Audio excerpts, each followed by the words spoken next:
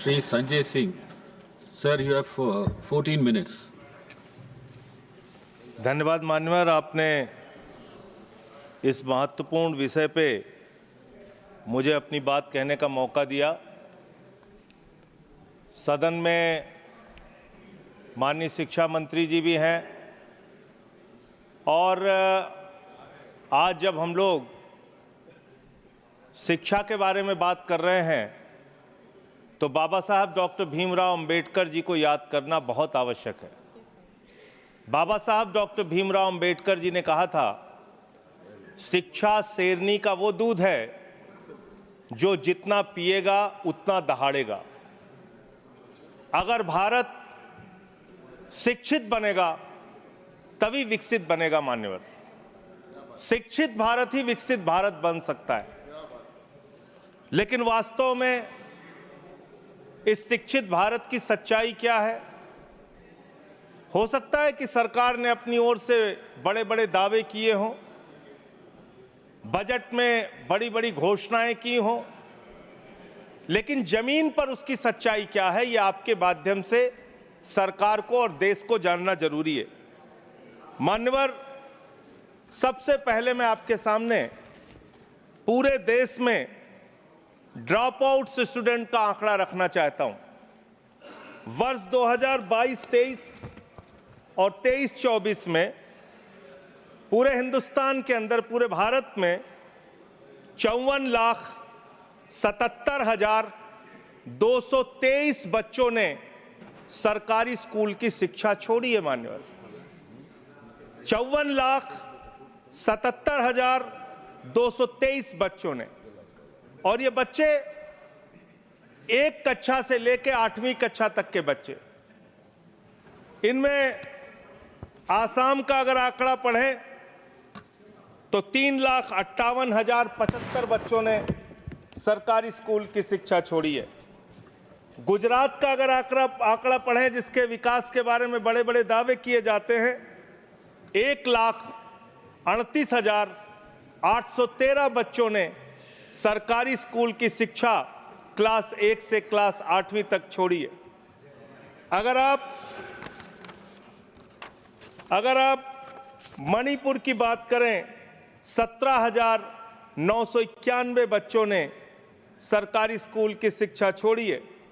अगर आप मेघालय की बात करें, 65,532 बच्चों ने सरकारी स्कूल की शिक्षा छोड़ी है। अगर आप राजस्थान की बात करें, 8,99,240 बच्चों ने सरकारी स्कूल की शिक्षा छोड़ी है। और अगर आप उत्तर प्रदेश की बात करें तो 7,41,626 बच्चों ने सरकारी स्कूल की शिक्षा छोड़ी है। दिल्ली का आंकड़ा मैं जान रहा था कि हमारे भाई दिल्ली का आंकड़ा जरूर पूछेंगे, इसलिए बोलना जरूरी है। दिल्ली का आंकड़ा, दिल्ली में वर्ष 2022-23 और 23-24 का मिला के अगर आप आंकड़ा देखेंगे, इनका ही आंकड़ा है सरकार का, मैं चाहता हूं पढ़ भी लेंगे हमारे साथी। 7,000 बच्चों ने सरकारी स्कूल की शिक्षा छोड़ी है। ये आंकड़े मान्यवर बहुत चौंकाने वाले, बहुत परेशान करने वाले और ये बताने वाले हैं कि सरकारी स्कूल से किस तरह से पूरे देश में शिक्षा छोड़ के बच्चे अपने घर पर बैठ रहे हैं। और इसमें भारतीय जनता पार्टी के शासित राज्यों के बारे में जो मैंने आंकड़ा पढ़ा है वो निश्चित रूप से चौंकाने वाला है। इनको इसकी ओर ध्यान देना चाहिए। दूसरा मामला आता है मान्यवर पेपर लीक की घटनाएं कितनी हुई पूरे देश में? पिछले 7 वर्षों में 70 एग्जाम ऐसे हैं, 70 परीक्षाएं ऐसी हैं जिसमें पेपर लीक हुआ। 70 परीक्षाएं मान्यवर। कितने परिश्रम से एक कांस्टेबल की परीक्षा के लिए एक बेरोजगार नौजवान अपनी तैयारी करता है, कितने परिश्रम से एक क्लर्क की नौकरी के लिए, एक पीसीएस आईएएस की नौकरी के लिए, कितने परिश्रम से अपने घर की जमीन बेच के एक नौजवान परीक्षा की तैयारी करता है लेकिन पेपर लीक हो जाता है। कहीं मेडिकल में दाखिला लेना हो, उसके एग्जाम में, नीट की परीक्षा में पेपर लीक, कहीं नौकरी के लिए कोई परीक्षा दे रहे हैं, क्लर्क की, कांस्टेबल की, उसके पीछे पेपर लीक। ये पेपर लीक की घटनाओं के लिए कोई राष्ट्रीय नीति, कोई राष्ट्रीय कानून बनाने की आवश्यकता है जिससे पेपर लीक की घटना रोकी जा सके।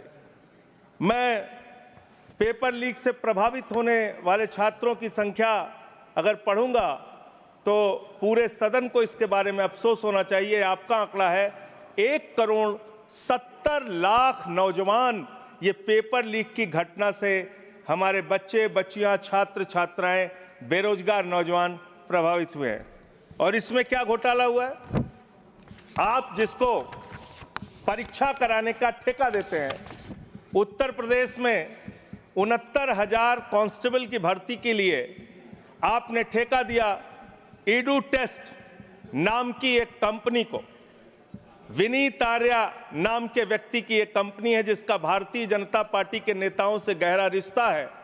और इसमें यह पाया गया कि 69,000 कांस्टेबल की भर्ती में इस कंपनी ने पेपर लीक कराया, घोटाला किया, गड़बड़ी किया, इसको ब्लैकलिस्ट किया गया।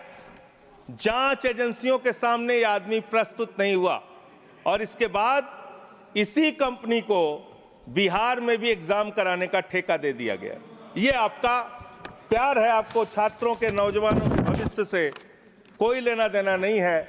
आपको सिर्फ और सिर्फ अपने दोस्तों को, अपने मित्रों को फायदा पहुंचाने का काम करना है।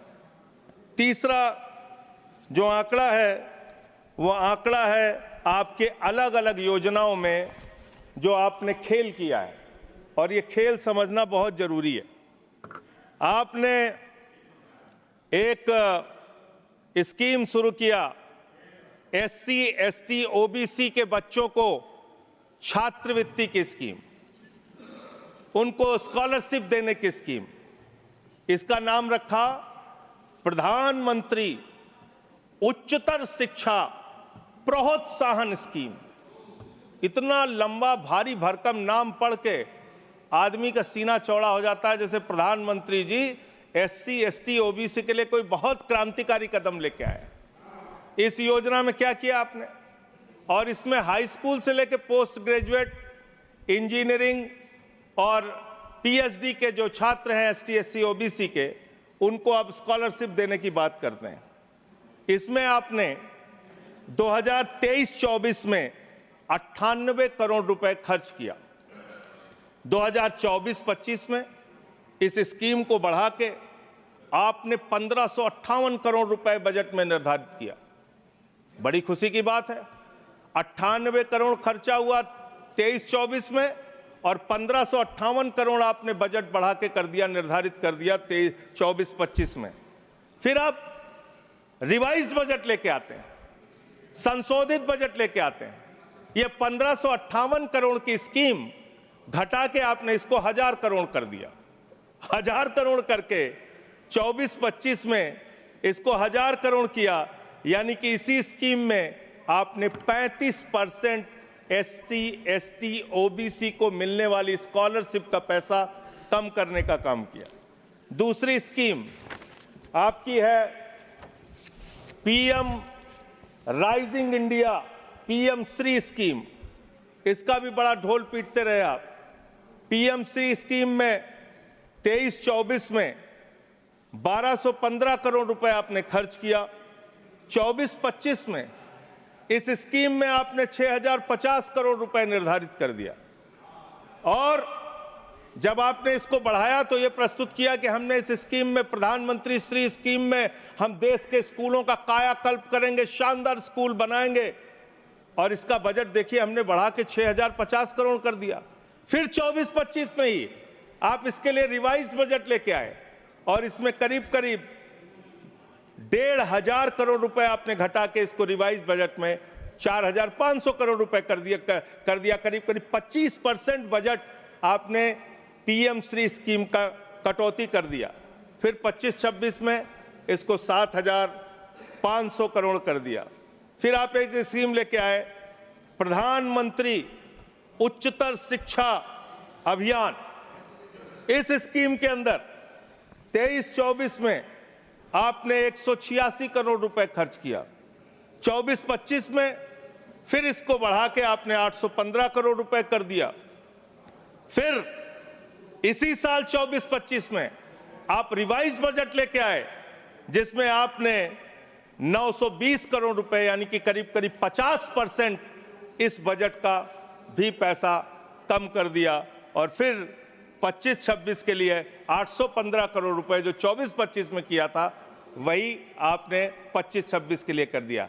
यानी कितना खेल शिक्षा के नीति के साथ, शिक्षा के लिए निर्धारित बजट के साथ कितना बढ़िया खेल किया आपने।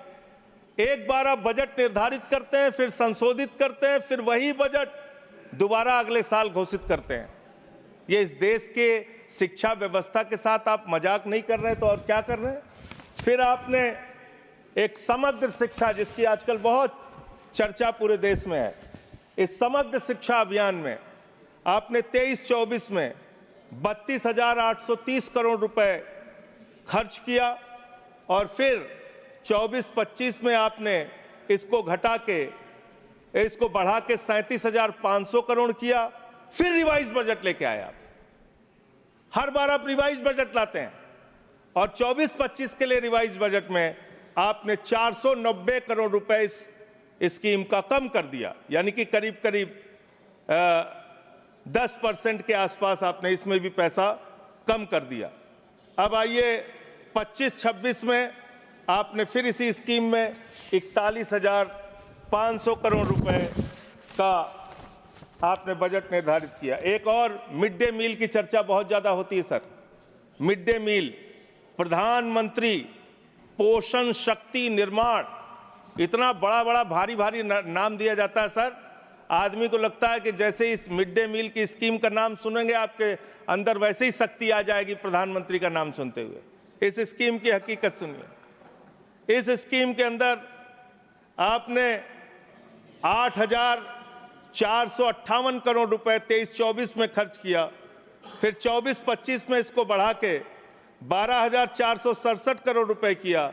फिर इसी साल 24-25 में ही आप रिवाइज बजट लेके आए, संशोधित बजट लेके आए, और इस स्कीम का पैसा आपने 2,467 करोड़ रुपए घटा दिया। मिड डे मील का पैसा आप घटा रहे हैं, मिड डे मील के पैसे में आप कटौती कर रहे हैं। आपकी सरकार को शर्म आनी चाहिए। बच्चों के मिड डे मील का पैसा भी आप लोग पूरा नहीं देते, और करीब करीब 19% पैसा आपने मिड डे मील का कम कर दिया। मेरा आपसे ये कहना है मान्यवर कि आज जिस तरीके से आप इस देश की शिक्षा व्यवस्था के साथ खिलवाड़ कर रहे हैं, इतिहास के साथ भी छेड़छाड़ आप कर रहे हैं। आजकल बड़ी चर्चा औरंगजेब की पूरे देश में चल रही है। मैं चाहता हूं कि जितने भी मुगल क्रूर शासक हैं उनके बारे में इस देश के अंदर पढ़ाया जाए, लेकिन इसके साथ साथ अंग्रेजों ने 200 साल तक हिंदुस्तान को गुलाम बना के रखा। जो लोग जलियांवाला बाग कांड के लिए जिम्मेदार हैं, जो क्रूर अंग्रेज शासक शहीद आजम भगत सिंह को फांसी पर चढ़ाने के लिए, शहीद सुखदेव, शहीद राजगुरु, शहीद अशफाकुल्लाह, शहीद राजेंद्र लहरी, शहीद राम प्रसाद बिस्मिल, शहीद खुदीराम बोस को फांसी पर चढ़ाने के लिए जिम्मेदार हैं, उन अंग्रेजों के क्रूरता के बारे में भी, उनके शासनकाल के बारे में भी इतिहास के अंदर आप पढ़ाइए। लेकिन जब आप उसको पढ़ाएंगे तो आपको बताना पड़ेगा कि कौन सी वो संस्था थी जिसने तिरंगे झंडे का विरोध किया, कौन सी वो संस्था थी जिन्होंने अंग्रेजों की दलाली और गुलामी करने का काम किया, कौन सी वो संस्था थी जिसके नेता ने अंग्रेज गवर्नर को चिट्ठी लिखा था 1942 के आंदोलन में कि इस आंदोलन को कुचल देना चाहिए। पढ़ाना चाहिए इतिहास। इस देश के नौजवानों को यह इतिहास पढ़ाना चाहिए कि कौन से वो नेता थे जिन लोगों ने क्रांतिकारियों का विरोध करके और उस जमाने में मुस्लिम लीग के साथ 3 राज्यों में सरकार बनाने का अपराध किया था। ये सारा का सारा इतिहास हिंदुस्तान के लोगों को पता होना चाहिए, जिससे हम मुगलों की क्रूरता के बारे में भी जान सकें और अंग्रेजों के शासन काल में अंग्रेजों का साथ देने वाले संगठन की सच्चाई भी इस देश के लोगों को पता चलनी चाहिए। बहुत बहुत धन्यवाद मान्यवर, आपने मुझे बोलने का अवसर दिया।